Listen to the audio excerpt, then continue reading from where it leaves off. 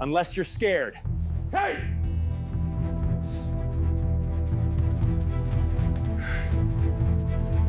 The mop hit the floor with a wet slap that nobody heard. Caleb Munro kept his head down, pushing the yellow bucket across the edge of the mat, while voices echoed off the walls of the elite martial arts academy. Expensive uniforms, polished black belts, the sharp snap of feet hitting padding. The smell of sweat mixed with disinfectant burned in his nostrils as he worked, invisible to everyone except his daughter. Zariah sat on the wooden bench near the lockers, paperback clutched in both hands, pretending to read. Her sneakers were 2 sizes too small, the laces frayed at the ends. Her braids were perfect, because her father woke up early every morning to make sure of that. But her jacket sleeves stopped 3 inches above her wrists, and the zipper hadn't worked in months. She watched the kids spar through the corner of her eye, always watching, never asking. Rex Calder's voice cut through the noise like a blade. "Line up! Tighter formation! You think tournaments care about your excuses?" Hi viewers, kindly tell us where you're watching from and what time it is. The black belt instructor stood in the center of the mat, arms crossed, chest puffed. His students moved when he moved, laughed when he laughed. Rex fed on attention, the way fire feeds on oxygen. And tonight, the academy was packed. Parents lined the walls with their phones out, recording their kids, recording him, recording everything. Caleb squeezed the mop handle and kept moving. 7:42 p.m., same time every night, same routine.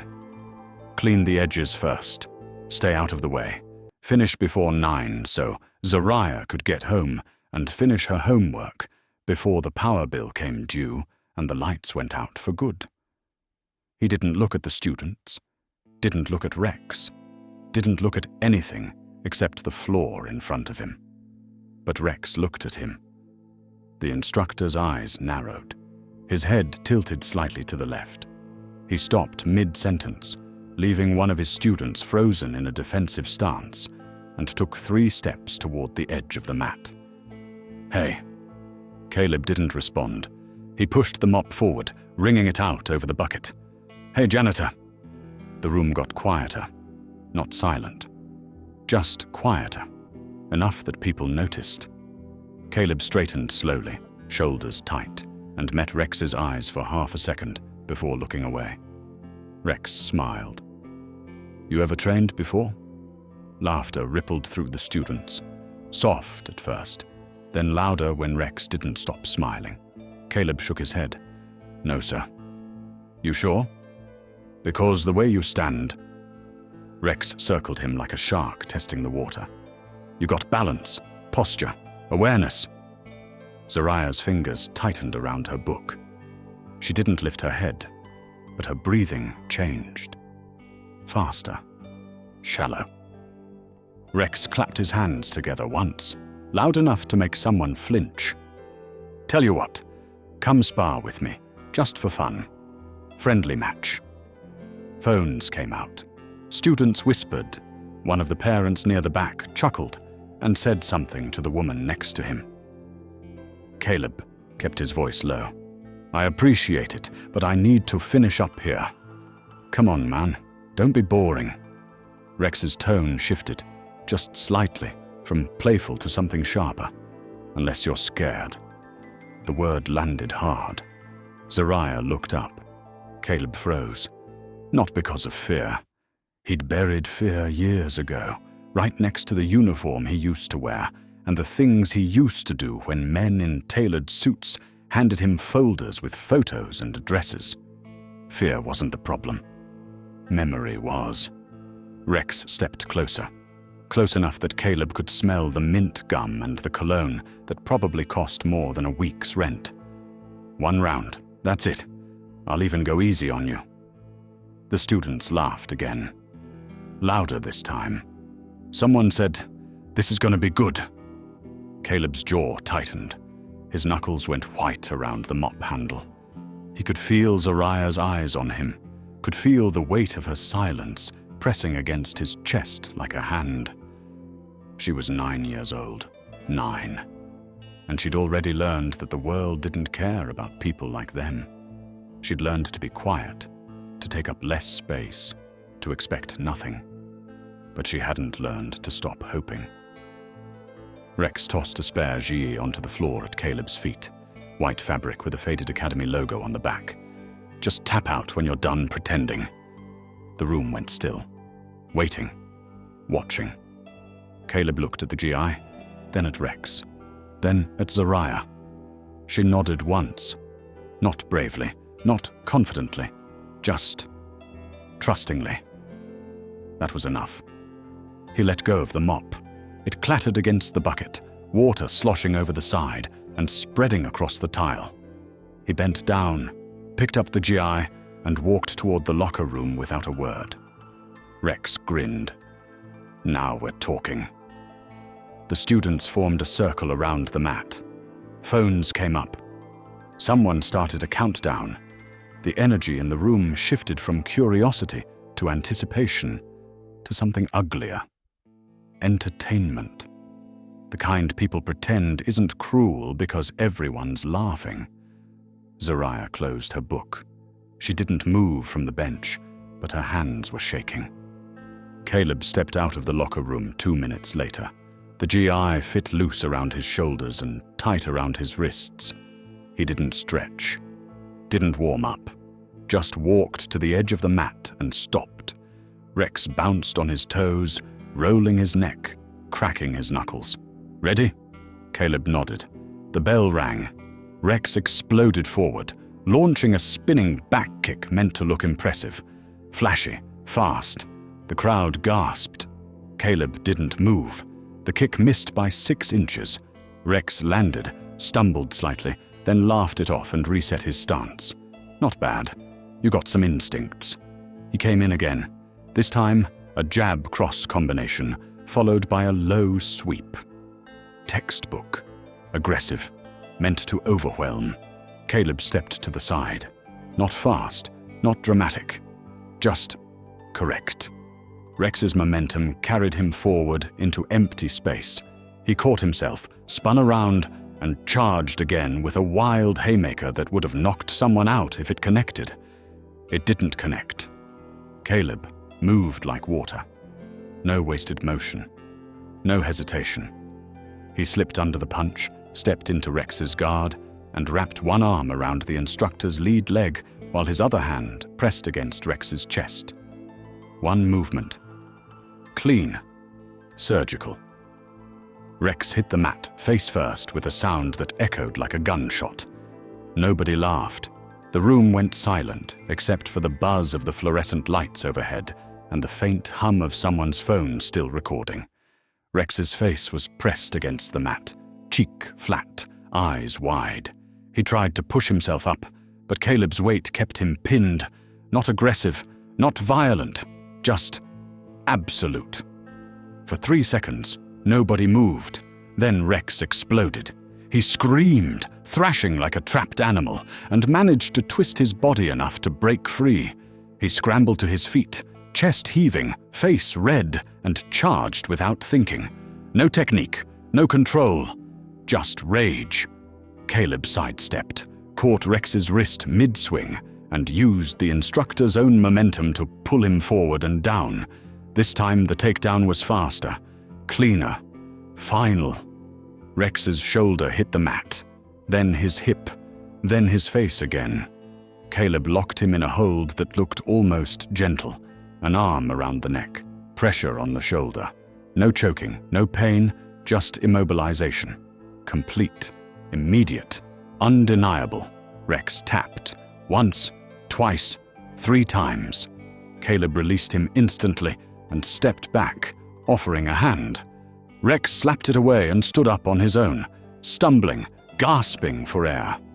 His black belt hung crooked around his waist. His hair was matted with sweat. His eyes burned with humiliation. "You!" Rex's voice cracked. "You think you're something? You're a janitor. You clean floors. You don't—" "Enough." The voice came from the back of the room. Calm. quiet, but it carried weight that silenced everything else. A man stepped forward, tailored coat, grey at the temples, hands in his pockets. He didn't look at Rex. He looked at Caleb. Thatcher Rowe had come to the academy that night to write a check for a youth sponsorship program. He'd planned to shake some hands, take some photos, and leave. But what he'd just witnessed shattered that plan into pieces, because he recognized the restraint, the discipline, the way Caleb had ended the fight without cruelty, without ego, without anything except skill and control. And because 20 years ago, a man with that same look in his eyes had pulled Thatcher's daughter out of a burning car while everyone else stood frozen, and then disappeared before Thatcher could even ask his name. Thatcher walked across the mat, shoes clicking against the surface, and stopped in front of Caleb.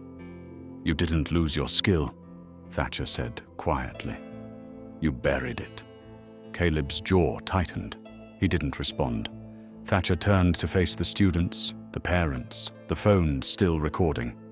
That man just showed more discipline than anyone in this room. Rex's face twisted. "This is my academy. You don't—" "Not anymore." 2 words, delivered without heat, without anger. Just certainty.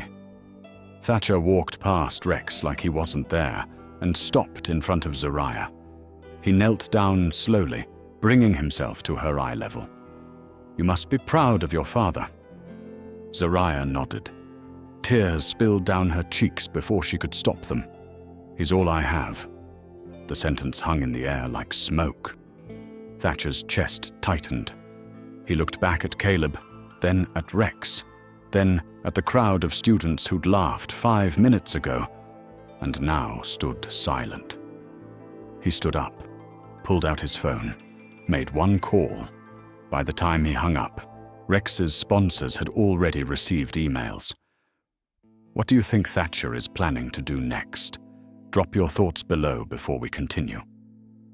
The video hit the internet at 11:37 p.m.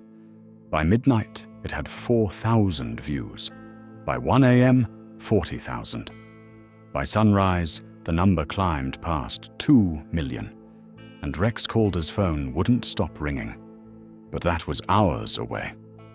Right now, in the academy, security guards stood near the exit, while Rex paced back and forth, hands shaking, voice climbing higher with every word. "I want him arrested. Assault, battery, whatever you call it when some random guy attacks an instructor in front of witnesses." One of the guards, a thick-shouldered man named Marcus, crossed his arms. "He didn't attack you. You asked him to spar. He humiliated me. That's not illegal." Rex spun toward Thatcher, who stood near the edge of the mat with his hands still in his pockets, watching everything with the same calm expression he'd worn since the fight ended. "You don't get to come into my academy and threaten me." "I didn't threaten you," Thatcher said. "I made a statement. You said it's not my academy anymore. It won't be. Not after tonight."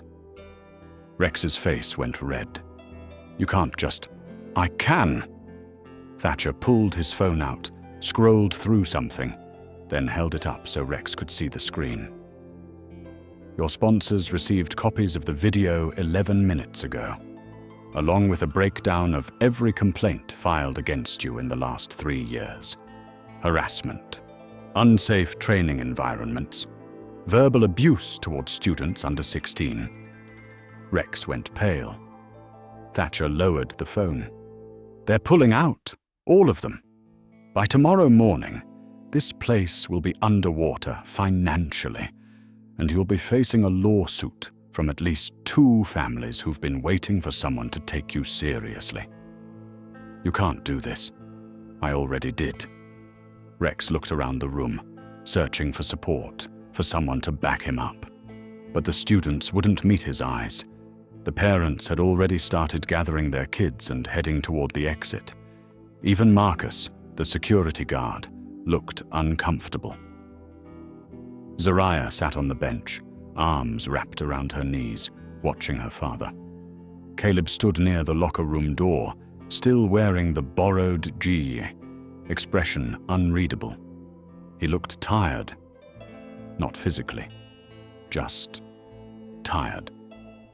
Thatcher crossed the mat and stopped in front of him. "What's your name?" "Caleb Monroe." "How long have you been working here?" 8 months. "And before that?" Caleb hesitated. His eyes flicked towards Zariah, then back to Thatcher. "I worked security, private contracts, overseas mostly." "Military?" "No. Corporate protection, high-risk environments." Thatcher nodded slowly, pieces clicking into place. "What happened?" "Nothing I want to talk about." "Fair enough." Thatcher glanced at Zariah, then back at Caleb. "You have a daughter." "Yes." "She's watching you right now. You know that, right?" Caleb's throat tightened. "I know." "Good." Thatcher pulled a business card from his coat pocket and held it out. "I'm buying this academy, rebuilding it. New mission, new focus. Kids who don't have access to programs like this. Kids who need discipline, structure, mentorship." Caleb stared at the card, but didn't take it. "I want you to run it," Thatcher said. The room went silent again. Even Rex stopped pacing. Caleb shook his head. "I'm not a fighter anymore. I'm not asking you to fight. I'm asking you to teach. I don't have credentials, no certifications. No, you have something better." Thatcher stepped closer, lowering his voice so only Caleb could hear. "You have restraint. You ended that fight without hurting him. You could have broken his arm, his neck. You could have made him pay for every word he said. But you didn't." Caleb's jaw clenched. "That doesn't make me qualified. It makes you exactly what these kids need." Zariah stood up from the bench, slowly, quietly. She walked across the room, stopping a few feet away from her father, and looked up at him with eyes that had seen too much for 9 years old. She didn't say anything. She didn't have to. Caleb looked at the business card, then at Thatcher, then at his daughter. He took the card. Thatcher smiled. "Good. We'll start next week. I'll handle the paperwork, the permits, the funding. You handle the program." "What about her?" Caleb nodded towards Zariah. "Full scholarship, tutoring, whatever she needs." Thatcher knelt down in front of Zariah again. "You like school?" She nodded. "What's your favorite subject?" "Reading." "Yeah? What are you reading right now?" She held up the paperback. The cover was creased and faded, but the title was still visible. "A Wrinkle in Time." Thatcher's smile widened. "That's a good one. You ever need more books, you let me know." Zariah's eyes filled with tears again, but this time she smiled through them. Rex stood in the corner, watching everything fall apart, and pulled out his phone. His hands shook as he typed out a message to his lawyer, then another to his agent, then another to someone whose contact name was just a string of numbers. Nobody noticed. By the time the last parent left the academy, it was almost midnight. The lights in the main training area were off, except for one strip of fluorescence near the locker room. Caleb changed back into his janitor uniform, while Zariah waited on the bench, head resting against the wall, eyes half closed. Thatcher stood near the exit, scrolling through emails on his phone, responding to messages from lawyers, accountants, and the board members of 3 different non-profits he funded. Caleb walked out of the locker room, folding the borrowed GI and setting it on the counter. "Thank you. Don't thank me yet." Thatcher looked up from his phone. "This is going to be hard. Building something real, something that lasts. You ready for that?" Caleb glanced at Zariah. "I don't have a choice." "Everyone has a choice. Not when you're a single father." Thatcher's expression softened. I lost my wife 6 years ago. Cancer. My daughter was 12. I know what it's like to feel like the world's moving too fast and you're just trying to hold on. Caleb didn't respond. He just nodded. Get some rest, Thatcher said. I'll call you Monday. We'll figure out the details. Caleb woke Zariah gently, and they walked out into the cold night air. The streetlights flickered overhead. The bus stop was 2 blocks away. They walked in silence, father and daughter, shoulders close, breath visible in the December air. Zariah looked up at him. Dad? Yeah? Are you scared? He thought about lying, about telling her everything would be fine, about pretending the fear wasn't there.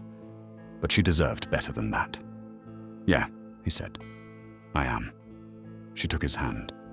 Me too. They stood at the bus stop, waiting, while the city hummed around them. 3 miles away, in a luxury apartment overlooking the downtown skyline, Rex Calder sat in the dark with his phone in his lap and a half-empty bottle of whiskey on the table. The video had 8 million views now. His sponsors were gone. His reputation was shattered. His academy was about to be ripped out from under him. But Rex wasn't finished. He scrolled through his contacts, past the agents and the lawyers and the business partners, until he found a name he hadn't called in 5 years, a name that didn't belong to anyone in the martial arts world. He hit dial. The phone rang twice before someone picked up. It's me, Rex said. I need a favor. The voice on the other end didn't respond right away. When it did, the words were cold and flat. What kind of favor? Rex stared at the video on his screen, at Caleb's face, at the way he'd moved, at the restraint that had humiliated Rex in front of everyone. The kind that makes a problem disappear. What do you think Rex is planning? Comment below before Chapter 3 drops. The email arrived at 6:43 a.m. Rex's phone buzzed on the nightstand, pulling him out of 3 hours of sleep that felt like 15 minutes. He grabbed it, squinting at the screen through bloodshot eyes. Subject: Sponsorship Agreement Termination. Effective immediately, he deleted it without reading past the first line. Another email came through, then another, then 5 more in the span of 2 minutes. Different companies. Same message. Rex threw the phone across the room. It hit the wall and clattered to the floor, screen cracked but still glowing. By 7 a.m., the video had 15 million views. By 8, the comment section was a flood of people he'd never met, tearing apart everything he'd built, calling him a bully, a fraud, a fake.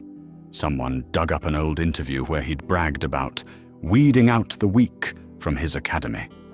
Another person found footage of him yelling at a 12-year-old student until the kid cried. The internet didn't forgive. It didn't forget. And it definitely didn't care about context. Rex's agent called at 8:15. The conversation lasted 40 seconds. You're done. Don't call me again. The line went dead. Rex sat on the edge of his bed, staring at the wall, listening to the sound of his career collapsing in real time. Across town, Caleb stood in the kitchen of his apartment, pouring cereal into a chipped bowl, while Zariah sat at the table with her homework spread out in front of her. The apartment was small, 1 bedroom, cracked tiles, a window that didn't close all the way, but it was clean, organized, safe. Zariah looked up from her math worksheet. Dad? Yeah? Are we going to be okay? He set the cereal box down and turned to face her. Yeah, we're going to be okay. You promise? He hesitated. Promises were dangerous when you didn't know what tomorrow looked like.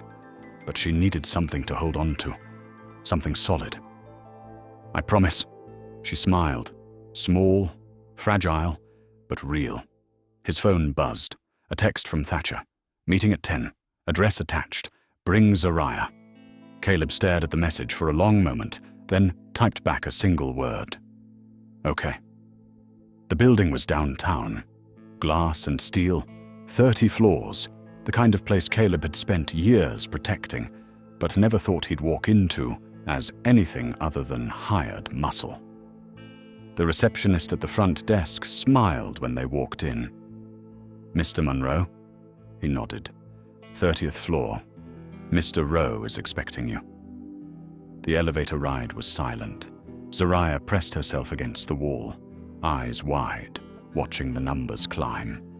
When the doors opened, a woman in a tailored suit greeted them and led them down a hallway, lined with modern art and floor-to-ceiling windows. Thatcher's office was at the end of the hall. Massive desk, leather chairs, a view of the city that stretched for miles. Thatcher stood when they entered. "Caleb, Zariah. Thanks for coming." Zariah didn't say anything. She just stared at the view.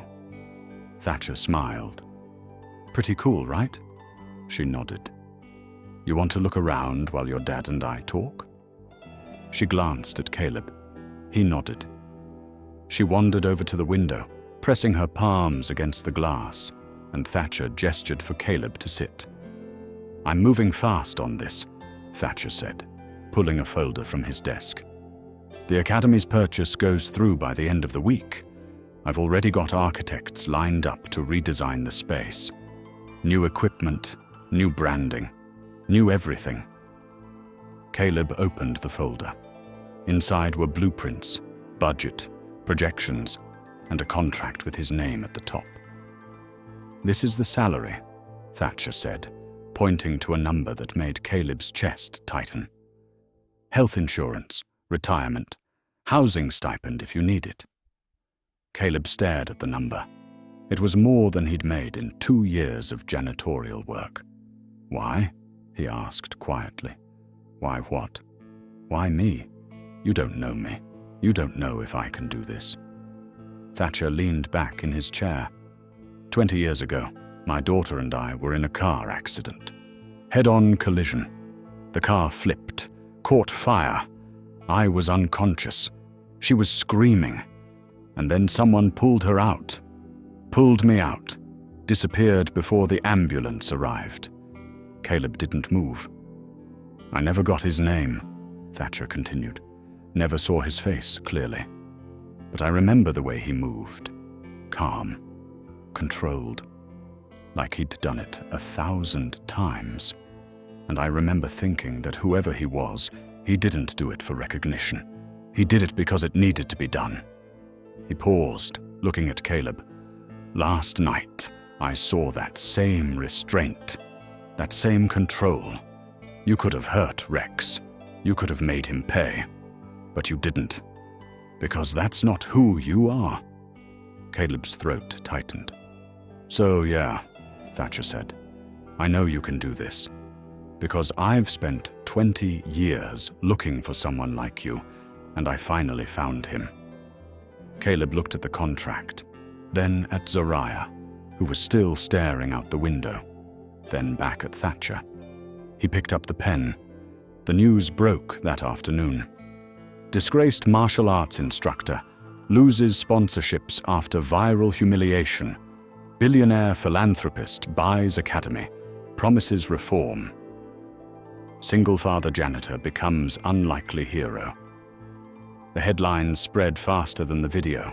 News stations picked it up. Talk shows debated it. Social media exploded with opinions, hot takes, and arguments about ego, class, and what it meant to be a real martial artist. Rex watched it all from his apartment, surrounded by half-packed boxes and empty bottles. His phone rang. Unknown number. He answered without thinking. "You made the call," the voice said. Flat, cold, familiar. Rex sat up. "Yeah. We need details. Name, address, daily routine." Rex hesitated, for just a second, because once he gave those details, there was no taking it back. But then he thought about the video, the comments, the sponsors, the way Thatcher had looked at him like he was nothing. "Caleb Monroe," Rex said. Lives on the east side, works nights, single father, has a daughter, 9 years old. The voice on the other end didn't respond right away. You sure about this? Rex's hands shook. Yeah, I'm sure. It'll take a week, maybe 2. Stay quiet, don't contact me again. The line went dead. Rex sat in the dark, staring at his cracked phone screen, and told himself he'd done the right thing. 1 week later, the new academy opened. The name above the door was different now. Second Chance Martial Arts, a Rowe Foundation initiative. Inside, the mats were new. The equipment was top tier. The walls were painted bright colors, and the locker rooms had been completely renovated. Caleb stood in the center of the main training area, wearing a plain black GI with no belt, watching as kids filed in for the first class. Most of them were from the neighborhood. Low-income families, single parents, kids who'd never had access to something like this before. Zariah sat on the bench near the edge of the mat, wearing her own GI now, watching her father with quiet pride. Thatcher stood near the entrance, arms crossed, smiling. You ready? He called out. Caleb nodded. The first class started at 6 p.m. 15 kids, ages 8 to 14. Some of them were shy, some were loud. One kid in the back kept cracking jokes until Caleb gave him a look that made him go quiet. By the end of the hour, they were exhausted, sweating, laughing, learning. When the last kid left, Caleb sat down on the mat, breathing hard, and Zariah walked over and sat next to him. You did good, Dad. He smiled. Yeah? Yeah. For the first time in years, Caleb felt something he'd almost forgotten. Hope. That night, he slept without nightmares. But 3 blocks away, a car with tinted windows sat idling at the corner of his street.